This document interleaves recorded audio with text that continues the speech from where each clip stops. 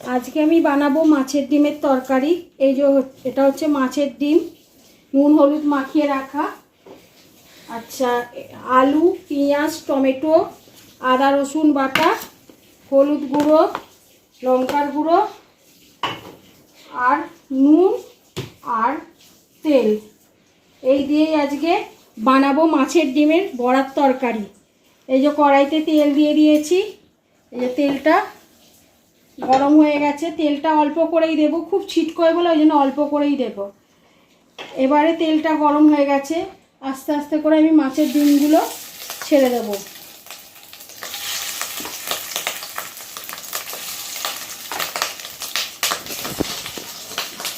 মাছের ডিম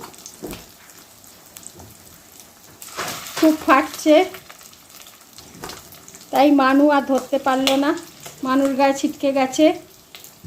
এদিকে আয়, এদিকে আয় মানু।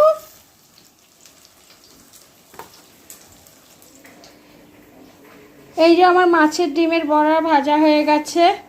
কড়াইতে তেল দিয়ে দিয়েছি, তেল গরম হয়ে গেছে। এবারে দিয়ে দেবো আমি এই যে আলু দিয়ে দেবো। যেহেতু আলু দিয়ে মাছের ডিমের বড়ার ঝাল করব, তাই আলু দিয়ে দেবো।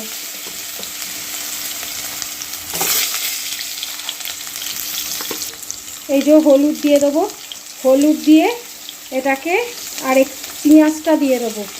পেঁয়াজ দিয়ে আলুটাকে একটু ভাজা ভাজা মতো করব।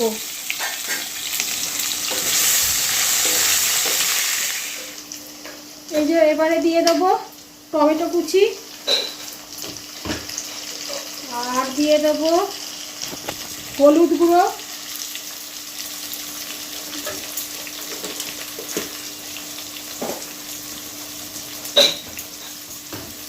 আর দিয়ে দেবো কাশ্মীরি লঙ্কা গুঁড়ো।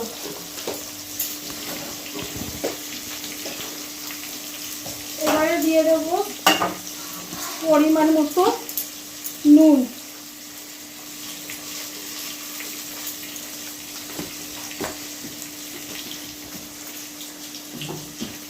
আর সামান্য 2-4 দানা চিনি দেব নোনতা ভাবটা কাটানোর জন্য। আর দিয়ে দেবো এই যে মশলা, আদা রসুন বাটা।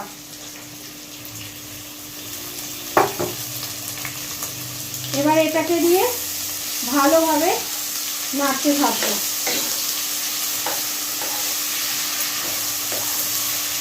মশলাটা ভালো করে কষছি, তেল ছাড়লে তারপরে ফিরে আসছি। এই যে এটা তেল ছেড়ে দিয়েছে ভালো করে। এবার আমি ওর মধ্যে মাছের ডিমগুলো দিয়ে ভালো করে আবারও নেড়ে চেড়ে নেব।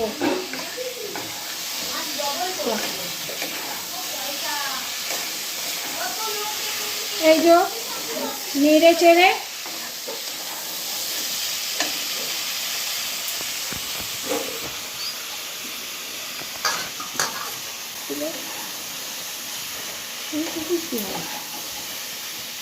এই যে ভালোভাবে নাড়া হয়ে গেছে। দেখছি।